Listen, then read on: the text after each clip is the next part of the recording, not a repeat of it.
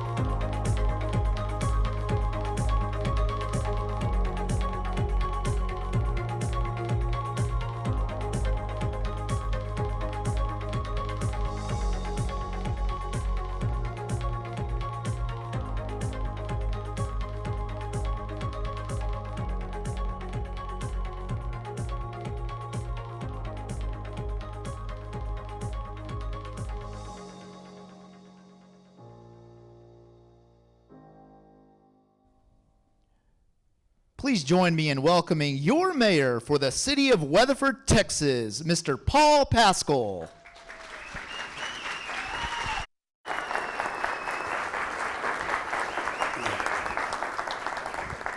Well, good morning, everybody, and thank you for being here. For those of you who need to grab breakfast, please continue to quietly go through the line and enjoy your meal. Today's a really interesting day, so I haven't been in Mexico for a week on the beach. I'm really nervous. And so I want to tell you why, and it's going to take me just a minute. The title of today's program is Unscripted, and that's exactly the reason that I'm nervous. Because traditionally you go to these type of programs and you see a PowerPoint presentation or whatever, and those are great. But we decided today we were going to do something different. And they convinced me that they wanted me to do an interview and not have any idea what the questions are going to be. So that's what you're going to get today, okay? Good or bad, we're going to have that. The say that I did have was in the moderator. We went through a list of people that we considered, and I narrowed it down to a person that I know I can trust, but also will ask firm but fair questions. She and I served together on the WISD Board of Trustees. I know her family, I know her children. Her dad's a mentor of mine that's been somebody that's guided me and led me since I've came to Weatherford 17 years ago. And I want you to join me in welcoming to the stage Ashley Conlon. Thank you. Well, good morning, everybody. It's such an honor to be here. And this morning, before I left the house, my husband said, "What are you doing today?" Because he jokes around that I'm kind of like Carmen Sandiego, that's where in the world is Carmen Sandiego. And so I told him what I was doing, and he said, "Oh my gosh, you're the Barbara Walters of Weatherford." And it was funny, I thought for a minute, well, that's kind of cool. I mean, she's famous, right? And then I realized she was old. And so I told him it wasn't a compliment, that I'd rather be Katie Couric. So thank you for allowing me the opportunity to be here. I'm really loving this. And he left a little personal note that really makes me laugh. I bet it did. Thank you. So, you know, I think I'm really glad that you acknowledged how brave and sort of crazy it is that I'm getting to ask you any question I want to ask you. Well, there are limits. If I get up and walk off, you'll know you crossed the line, right? I've been waiting for this opportunity a long time. So when I get an opportunity to interview somebody, I always want to get an idea of who they are. And so I have one question that's my favorite question. And that is, tell me about yourself from high school graduation till today. And I think you graduated from Irving High School in 1989, right? Right. So what was next for you? So I graduated as the class clown, and that was the award that I won at our end of the year banquet. And that meant nothing at the time other than I really didn't know much about where I wanted to go or what I wanted to do, so I just wanted to be funny all the time, right? That was a cover-up for insecurity and other things. But what I am now compared to what I was in 1989 is a tremendously better person. That's a really interesting question, and as I think about what's made me a better person, education has been a big part of that. I'm a first-generation college graduate. My mom and dad went to college but didn't have the ability to finish. By the grace of God, I did, and got a master's degree at Tarleton also. Another big part of that, me being a better person, and I'm still a work in progress, aren't we all, right? But is my wife, Courtney. I was an orientation advisor, and she was a freshman. Clearly, she's 4 or 5 years younger than me. Let's get that out of the way. And we met there, so she's a huge part of that. She's a calming force. She's an equalizer. I'm acidic. She's basic, or whatever, the opposite. We balance each other is my point. Being a parent has made me a better person. Doesn't that teach you a lot? Mm-hmm. And really, the main thing that's changed me and made me a better person is my relationship with Jesus Christ and salvation. Yeah. And so those are the things that made me better, but I've got a long way to go. Awesome. Thanks for sharing that. Yeah. So if you could change one thing in your history, what would it be? Oh, I'd taken better care of my scalp and my hair. No, I think... I wish that I had learned patience at an earlier age, better patience. I wish I had been a better listener younger in my life. But those are things I still work on today. Yeah. I will tell you, about 20 years ago, I prayed that God would teach me patience. Let me tell you, do not ever pray for that. Because he sent some people into my life that really tested it. And teenagers? Yeah, okay. That too. Yep. So one of the things that I recognize about you is your extreme commitment to the community. Tell me what led you into public service, especially as an elected official. That's an interesting question. The quick answer is I don't have any talents. I can't coach kids. I can't play an instrument. I like the Bible, but I couldn't teach a Bible study if I had to. And so I feel like if God gave me any gifts, it's the ability to get people to sit down and have a conversation that have nothing in common, and to find some kind of common ground somehow, some way. And so I just started volunteering and helping, and one thing just led to another. And what I've found and what I'll tell you is I've never served or been asked to serve when I felt like I needed to do it. It just presented itself in a way where I couldn't say no. I didn't want to be mayor, never thought I would be mayor. I know why I'm mayor now, but it was a situation where service is what led me down the road, just being willing to serve. Yeah. You all do that too in the community, right? You coach kids, you volunteer at your church, you keep an eye on your neighbor. It's no different than what I do. I just get paid $100 a month for being mayor. And so... That's good. Hey, yeah. That's a step up from school board. So true. We got nothing, and people thought you made millions. That's a 100% increase from school board. Yeah, so, good job. But I'll say this about service.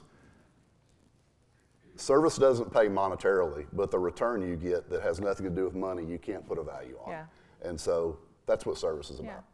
Zig Ziglar, of course, says you get by giving. And I think that is such a true statement from him. The other thing that Zig really talks about, if you are like me and study Zig and had the opportunity to meet him a long time ago, is a focus on relationships. So tell me a little bit about the relationships that you look for as mayor.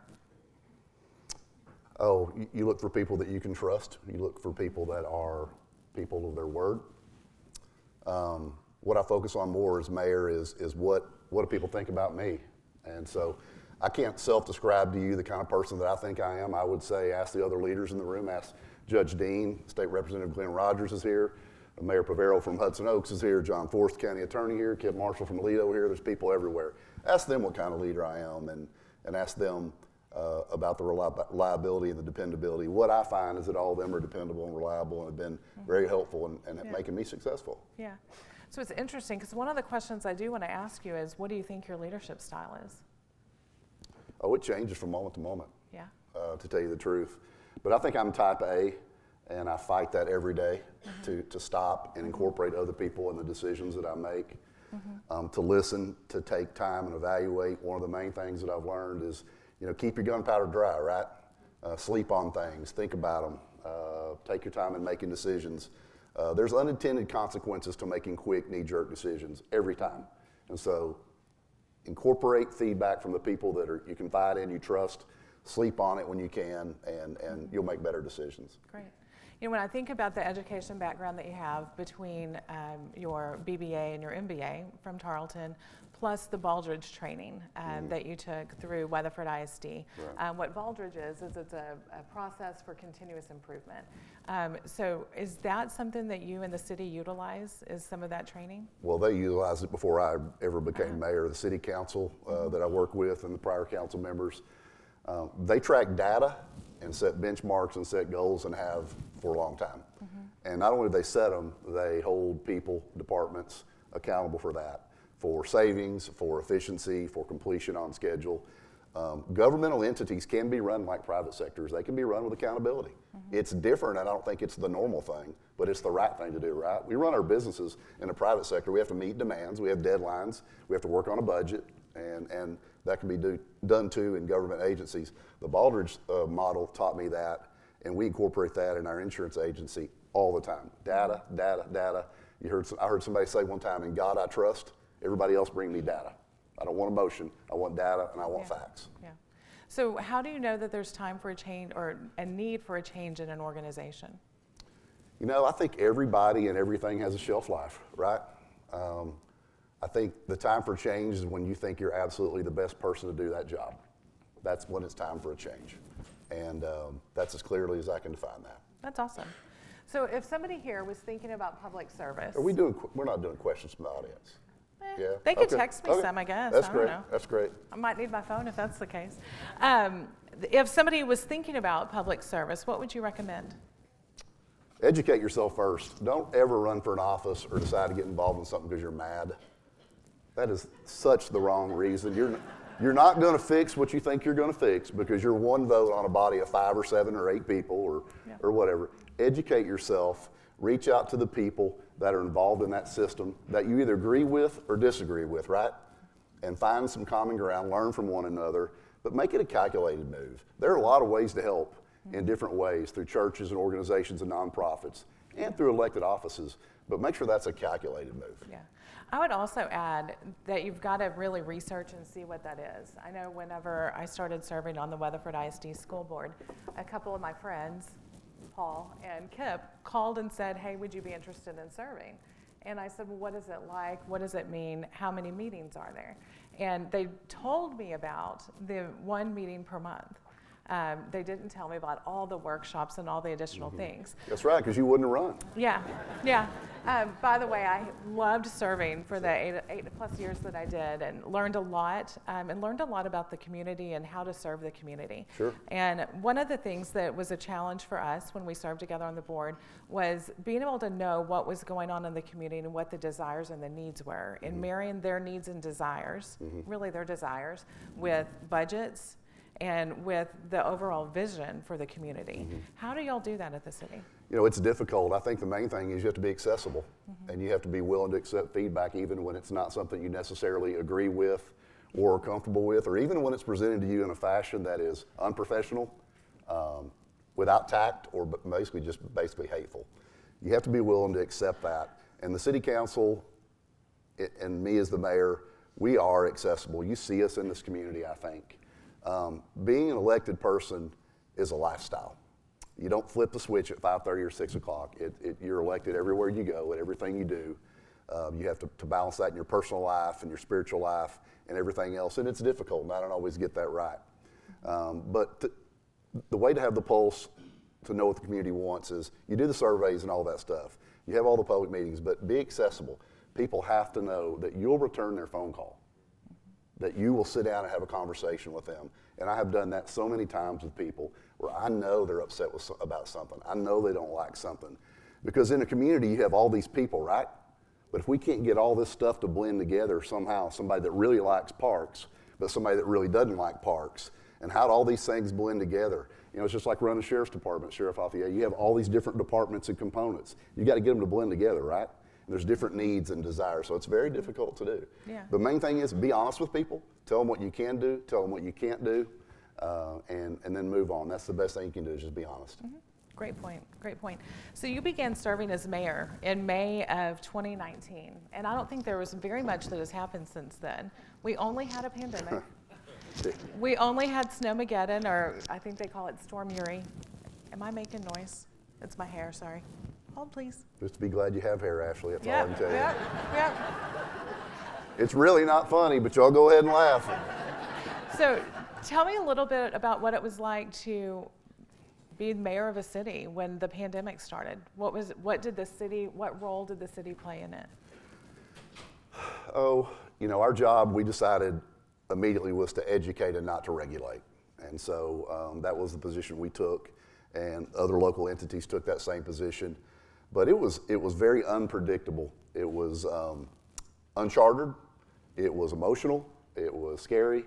Everybody became an expert immediately, right, on the pandemic, right? You could find out anything you want about any position you have related to that topic in 5 minutes on the internet. Yep. And so do we close, do we not close? It was difficult, but like with anything, there was a lot of listening that went on. And so our public safety people did a great job. Our city management staff did a great job. It clearly put our public safety people in harm's way. There was so much we didn't know. But the city handled it excellent. Our economy did take a brief dip, but it came back stronger than ever, just like the county did and just like the state did. So the pandemic, although it continues, was not fun to endure initially or anytime, anywhere. But there's no better place than Texas. And there's no better place than Parker County or Weatherford to endure a pandemic, I can promise you that. So one of the things that changed, I'm sure, is public meetings and how you communicated with the public. So what did you do differently during that? Well, we separated, we spread out council throughout the chamber. We gave council members the ability to watch remotely or Zoom in. The public had the ability to do that. We did a lot of things by distance very effectively and efficiently, and I watched our technology staff adapt almost immediately their technology platform, as Weatherford College did and as WISD did, and other entities to do that. You have to really be able to move on the fly and react. Those were the things that were done. The hard thing was when you sit down and talk to somebody and they have a mask on, and you really just can't get a read. You can't hear them, number one. But number two, you just can't get a read. It's amazing how much you really read their lips and pick up their expressions and their emotions by what goes on from the nose down. So that was really different. Yeah. I think during that time, I felt like I had to learn a whole different communication style. Right. And I think you're right. I read faces a lot. And I ended up having to really work on body language and how to assess body language to figure out if I was connecting or if I was missing, because communication is so important. Sure. So one of the other things that happened pretty early, it seems, for you was Winter Storm Uri. And I don't know how many days it was. I think we had extra people at my house for 4 days. I felt like Motel 6. Left the light on for people. How did the city respond during that? Excellent. So that was an amazing time for all of us, right? Our Weatherford Municipal Electric system did excellent. We wrote this down. We had 600 calls for our electric service in 7 days. We had 30 pipeline breaks in 2 weeks. That's normally what we'll have in a year. 1 year we had in 2 weeks. Our crews handled them. They handled them effectively, efficiently. Tremendous performance by them. They just worked nonstop. There were mattresses in the service center and food being brought in so the employees could sleep in 2 and 3 hour increments and they'd go back out and work. So super proud. Our public safety departments were under tremendous strain and their families were under strain, but they're still out working. So you can't debate that. Now the whole ERCOT deal was a mess, right? And we had a sizable bill to pay, just like every other electrical service did. We paid that. It did not compromise our position. It did not affect our bond rating. And your rate for your electric went up 0.5 cent. And do some research on the other providers that are public and also that are municipal co-ops and look at what the data. Their rates went through the roof. We were prepared for it from an infrastructure perspective. We were prepared for it from a financial perspective. But I want to tell you, I hope it never happens again. I bet. Yeah. I bet. As mayor, I think you're also the president of the utility board. Is that right? A chairman, yeah. A chairman? Chairman. And so how did the utility board prepare for that? Because obviously you had to have money in reserve. Well, that started years ago. Yeah. That started years and years ago with multiple mayors. I don't know if you remember, maybe it was 10, 12, 14 years ago where the city was buying their power basically on a daily basis. and got in a huge bind. Rates went through the roof, I believe, on natural gas and got caught, and it was a horrible time. Yeah. They started making changes then to change their financial structure. They started doing longer-term staged contracts where nothing renewed or nothing expired within the same time frame to spread that risk, right? To hedge that risk over multiple time frames and time periods. They started building reserves, and they started putting a really calculated program into replacing the infrastructure of our utility system. That's why we were able to do it. You can't prepare for a bad situation when it happens. Yeah. So you have to think ahead and get prepared. Yeah. Well, sometimes you don't know how to prepare for bad because you can't imagine what's coming. And I think that's what happened many True. years ago. Because I know whenever the rates went so high that summer that it was so hot, and I know we lived in a house and my electric payment went from $500 to $1,300 one month. We ended up serving on that committee. I think that it was Mayor Hooks was the mayor at that time. Blame it on Dennis Hooks. I like that. That's good. No. But what I think that Dennis did right, was he did a closed loop on it. And to me, what a closed loop is, it's looking at any situation that happened, and you ask yourself, what went right, what went wrong, what are you going to do different next time? And he brought in a lot of community stakeholders. That's actually how I met my friend Ken Davis. And then you move on. You analyze, you evaluate, you make Yeah. your decisions, and you move forward. It doesn't do any good to sit and complain about it at that point. so behind us, it says strong community. Right. And this morning when I walked in, I thought, you know what, that's really what I want to talk about the most, is what is a strong community, what makes that up, and what does the city do to help provide a strong community? Well, a strong community to me is balance, right? I mean, you have stakeholders that live all over the community, and it's a balance of how do you satisfy everybody's desires and future vision of what the city looks like the best that you can. Again, I talked about this. How do we make it this? The main thing to me, and I believe this is the foundation of city council, and it was before I came on, is public safety. You do not have a strong community if you aren't safe and protected. If you call 911 because of a medical crisis and nobody shows up, or it takes them a long time to get there, or whatever, you can't have a strong community. And from there, it goes to education. It goes to things like Weatherford College and public schools and private schools. It goes to parks and quality of life issues. It goes to, are your roads being worked on to the best of your ability, your utilities work, all those things. And that's what the city does. The city does those things to make things dependable and reliable. And to me, that helps stimulate the economy, because then people in the public sector, or private sector, will invest their dollars in that community. Awesome, great. We've got a couple of photos that we wanted to share with the audience and ask you to talk about. You might want to stand up so you can see. Tell me what this photo is and what you think of when you see this photo. Oh, wow. That's when I took the oath at Shandor Gardens, and that's my daughter. And so I chose her to give the oath because I've always told her that if you ever understand how beautiful and strong you are, you'll be the first female president of the United States. And if you were there that day, you remember me saying that then. But anyway, she gave me the oath, and that's a special moment. Funny thing, though, story is, we'd rehearsed it one time the night before, and so I got up there, and I was so nervous. My mouth was dry as it is now. And she said, "Dad, raise your right hand." I was just locked down. And so, and our son, who's at A&M now, or he'd be here, he had a copy in his pocket because we thought she'd get up there and freeze. But that's a special day, Ashley. I'll remember that forever. Yep. Wow. I remember that too. Taylor and I were talking about it last night. If you will, go to the next photo. So what are you doing here? So that's at the, it's not the senior center anymore. It's the over 60 club. Some of you have done this too. But I got invited to call bingo. And let me tell you something. You want to know where some serious business takes place, you go down to the senior center on Thursdays. John Force has done it, I think. A bunch of people have. That is serious business. You can find out who loves you and who hates you by whose card is good. And so there's some spirited competition. That was one of the most fun things I've done in a while. That's awesome. Yeah. That's awesome. So the next photo is, I think this is at Heritage Park. Right. Tell us about this, and who are you with? I don't know if it's honor guard or color guard. One of those is tremendously wrong to say, but it's the ladies and gentlemen that were here earlier.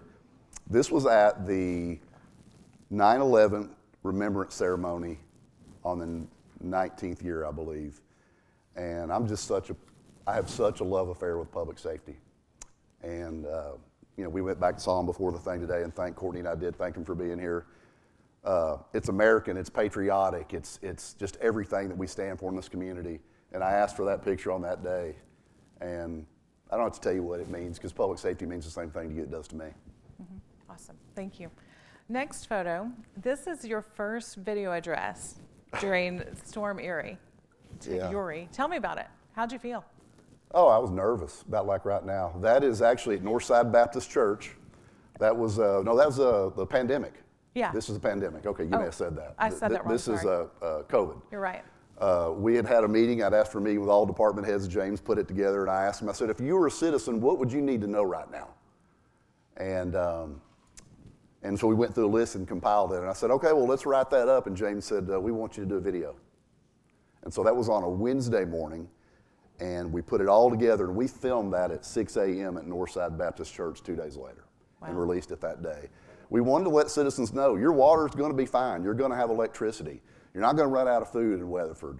These are the other things you need to know, just to give them some confidence. And really looking back, that seemed overkill. But that's just where we were right then. That was 2 or 3 weeks into this deal. Nobody knew where it was going to end. Some people saying it was the end of the world, et cetera, et cetera. But that was a neat time. It was, looking back though, it was critical, but it was nerve-wracking. Yeah. First time I'd ever read the teleprompter and that kind of stuff. So Oh, that is hard. there you go. I'm really glad we didn't have to do that today. I'm not good at the teleprompter. This is fun. Next photo. Tell us about this. God, mighty. All right. So this is great. This is wrong is what this is, but this is great. So this is at Cherry Park, right? The city council, a year or two before I got elected, decided they wanted to redo the pool. It was failing. That pool was the entertainment activity area of the city for years, still is in a lot of ways, but it had to be redone. So they added splash pad, redid the whole facility, and they had a ribbon cutting right after I got elected for the grand opening of the pool. And so we went, and I was joking around with everybody, telling them, bring your swimsuits, because we're getting in that pool. Council. Matt Tiskus wasn't on the council at the time. We got to get you on that slide, but Kevin and Heidi and Jeff and Curtis Tucker at the time, we all came in. A couple of them had bags with clothes, and I'm already in my stuff. I've got a ball cap on. I'm ready to go. And so they did the ribbon cutting, and I kind of stood back because I wasn't on that council. And I said, okay, let's go. And so we walk around, and there is people everywhere. And we walk up the slide, and I go up the slide. You can see Jeff Robinson right behind me, and they're all down here. And I go down head first. And if you'll look at the face on that lifeguard, he has looked at me like, what in the world are you doing? And so blowing the whistle, and we all went down that slide, and it was a thing. I wanted to teach them, we can work hard, but we can also play hard and have a good time. Yeah. And I wanted to establish that foundation with them. It's okay to show people, I'm normal, I'm human. I've got a bald spot. You can see my love handle. It's all right there, right? So that's that day. Yeah, I'm really glad I was not serving on the board to see at the time. It's one of the best love handles you've ever seen, right? This. Yeah. All right, next photo, thanks. Oh yeah, that's right after that. We, kids everywhere in the pool, and we stayed and played and had a good time. I'm not sure what the lays are for, but Kevin was playing basketball. But that picture, I have that in my office at City Hall in a frame behind my desk, because when I saw that picture, that was the first time I realized this was a special group of people. And you can see it on their faces there. We have a bond, and we have a bond of business and serious nature, but we also have a respect in relationships. And when you have respect in relationships, you can have difficult conversations, and when you don't agree, you can move on. Yep. So yep. Great point. All right. This is our last photo. This one I know immediately. During the pandemic, events were being canceled, and people were saying you can't do this, you can't do that. We decided we're not going to be a dinosaur, because the dinosaurs became extinct because they didn't adapt to their environment, right? COVID was a time where people didn't need to really gather, but they still needed to celebrate. And with all the confidence in the world, we all need to celebrate being Americans every chance we get. So that's the fireworks at Spark in the Park. I believe that had been 2019. Yeah, 2019, I think. 2020, whatever. 2020. And so the beautiful thing about that is fireworks allowed people to decentralize and to spread out. And there were people from Weatherford College to the hill on North Main and east and west in all directions watching those fireworks.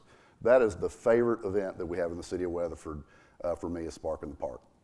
Very cool. Thank you. That's I hope you all last enjoyed picture? the photos. Yep, that was it. All right. That's great. So let's talk a little bit about some of the difficult decisions that you all make as a council. So whenever you think about downtown Weatherford, there's been some changes downtown. And those have been met with some controversy. Some love it, some hate it, some just love to hate it.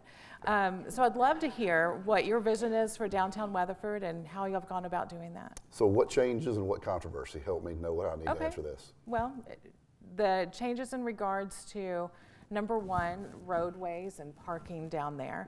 I think that we've been under construction for quite a while, and there's an impact on business. Sure. And so I know that's one of the complaints that I often hear, is just the changes, and some people don't feel like they had a voice in those changes. Okay. Well, we have made changes to the southeast quadrant and the northeast quadrant.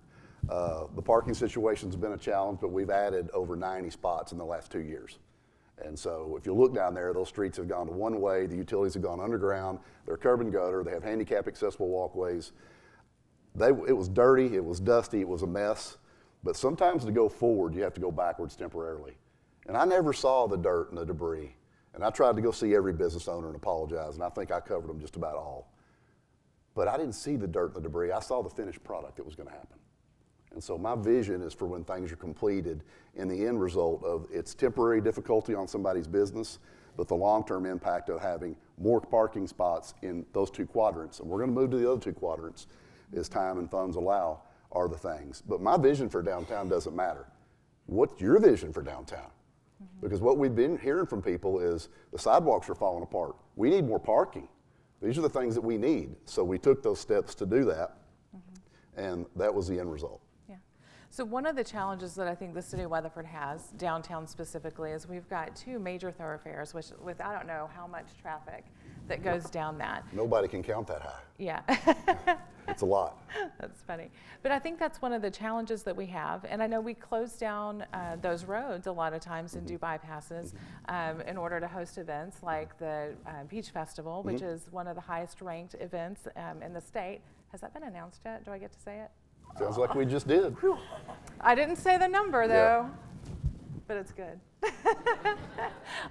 So how do we navigate that? I mean, what is the process that the city has? Are there plans for future bypasses? There are a northern bypass that's under an environmental study portion. It's not completed yet. It's proposed. If it makes sense and we can do it and we get through environmental phase, we'll consider that. There will be public meetings, there will be opportunities for feedback.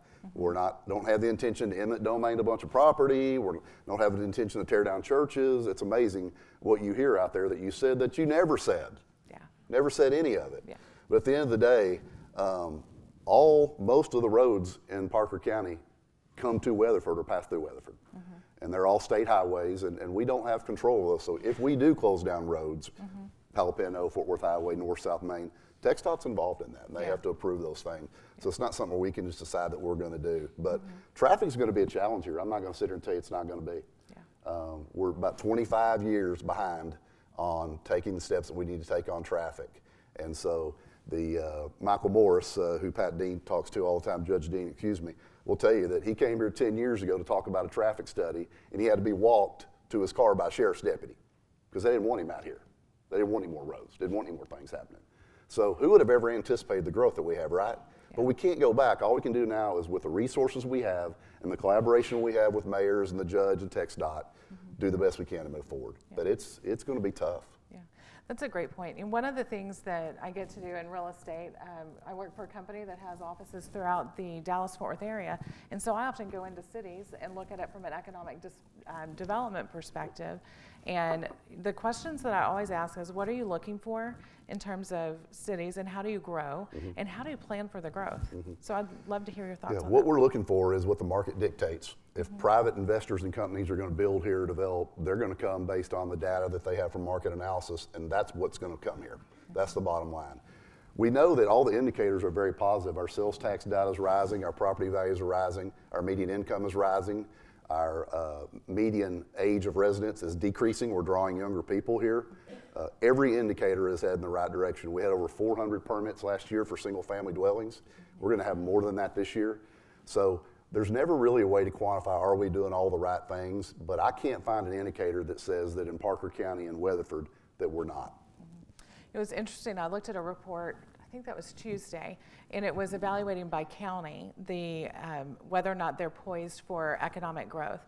And I was really proud of our county because whenever you compared us against, I think it was 21 comparable counties in DFW, we were in that top quadrant. And so that made me really proud of the county as a whole, and as the county hub, y'all are a big part of that. So very proud of Weatherford too. Sure, I want to comment on that, because I'm not going to sit here and tell you we have it all right in Weatherford, and I don't think anybody from the county would tell you that we have it all right. I've not made all the right decisions as the mayor. I've made mistakes. But I'm going to tell you something. We have a lot of things going for us in Parker County and Weatherford, Texas. And you can focus on the things you don't like or the negative, or we can build on the things that we're doing the right way and keep going. That's the choice I'm going to make. I don't mind hearing tough feedback, but I'm going to focus on moving forward and staying positive. But the one thing we have here that nobody has is the people. Let somebody have a death in the family in this area. Let somebody have a house burn or a crisis, and watch the citizens of this county and this community swarm to help them out. You can't buy that, you can't teach it, right? It's here, and it's something that sets us apart from everywhere else. Do you think people have changed in the last decade? Well, sure. I mean, things always change. People have changed a lot in the last 2 years. Yeah. Social media and the internet are changing our world. They are controlling our minds, mine included, on a daily and a minute-by-minute basis.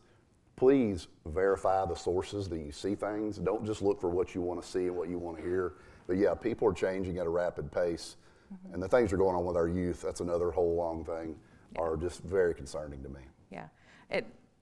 I watched a podcast on social media about a year ago, 2 years ago, and I don't remember now what it was called. And I wanted to rip my kids off of every social media, and I wanted to take myself off of it. Social dilemma. That's it, yes. It was very frightening. And I think, to me, that meant that I needed to be more intentional in my conversations with my kids. And when they're talking about different things, hey, where'd you hear that? What is it? And then sometimes we have to go research to make sure whatever they said was correct.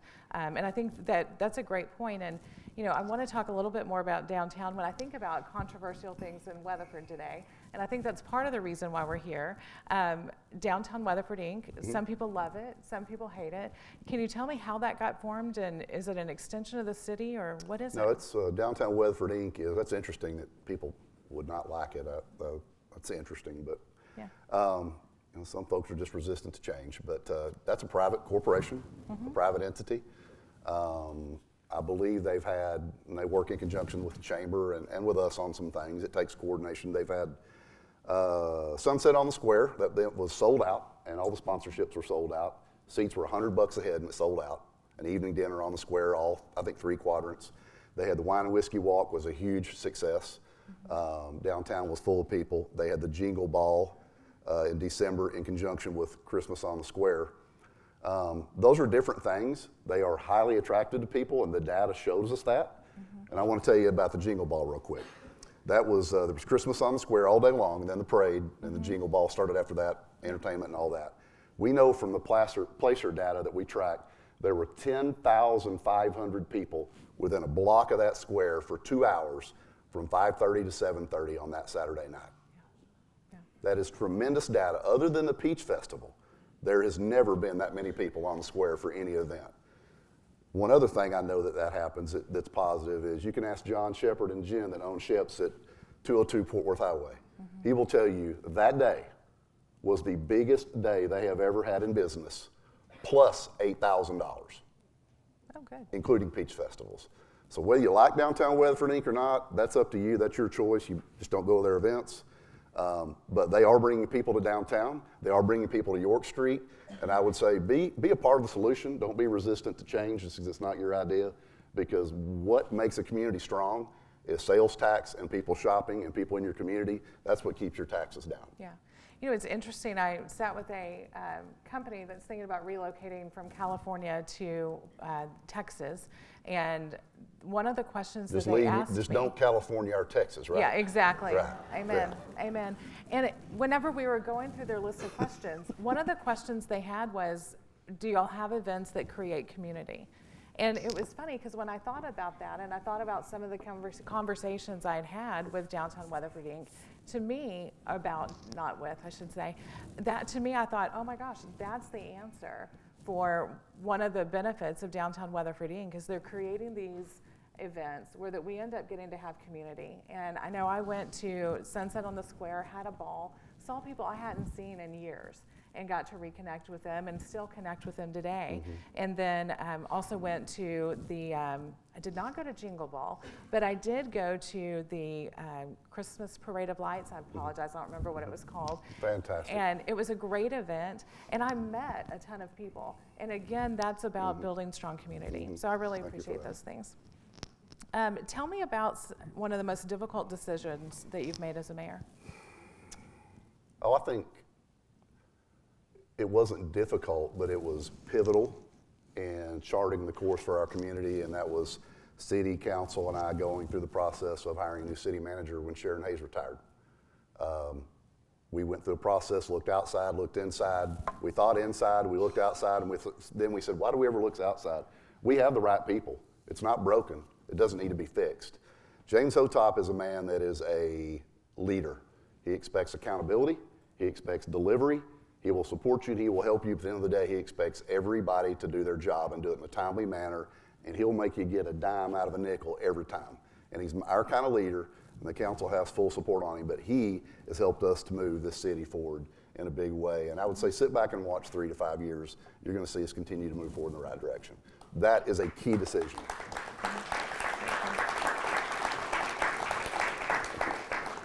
That's for you, not for me. So.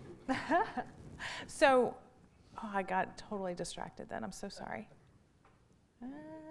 We put some pictures up here, Ashley. I want you to tell me about. I'm kidding. Let's flip the table. I was about to be scared.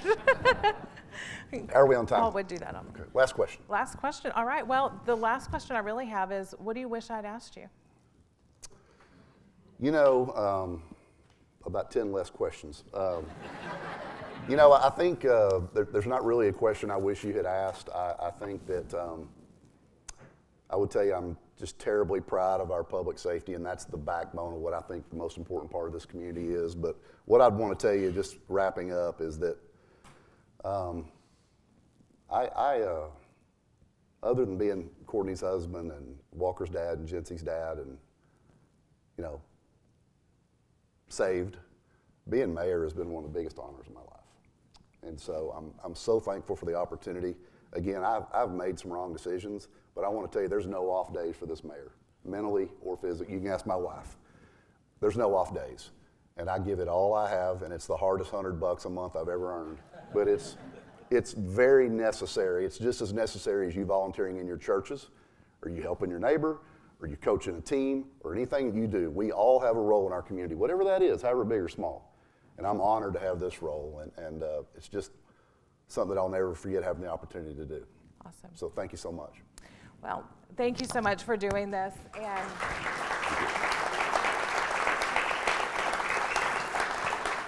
I've got a few quick thank yous, just really quick, before we wrap up. wait, before you do that. Yep. We talked Paul into going over here in the lobby and taking photos. So if anybody wants to go have a photo op with him, he's our local resident star. Little Ryan Gosling here, right? The reason I wanted to do that, is because if I haven't had a chance to meet you, I want to meet you. So I'll be right out here, or Courtney and I will be. But I want to shake your hand, and if I know you come by, and I want to thank you for being here. But I want to thank a few people real quick. First of all, you. You were fair, and those were good questions. Weatherford Chamber of Commerce, Tammy Gazzola, thank you. They just said, y'all take the event, do what you want to do. Thank you very much. Toby Taylor, I saw Toby. Alpha Graphics did all this stuff. They are on Main Street right here in Weatherford. Thanks for your help and your support. Fire Oak Grill. Fantastic breakfast. Thank you so much, Fire Oak Grill. Santa Fe Terra, this is all their furniture. First Baptist Church, there's all these drapes. They're theirs, we borrowed, very resourceful. I told you, we don't spend your tax dollars, we don't waste them. So anyway, city staff, you did a great job. Blake Rex wrote, Nicole Wright, there's a bunch of other folks too. Thank you so much. And again, I'm gonna ease this way, Courtney and I are. Thank you all for being here. Let's keep working hard, let's keep things moving forward, and let's stay positive. Have a great Friday. Thank you so much. Thank you.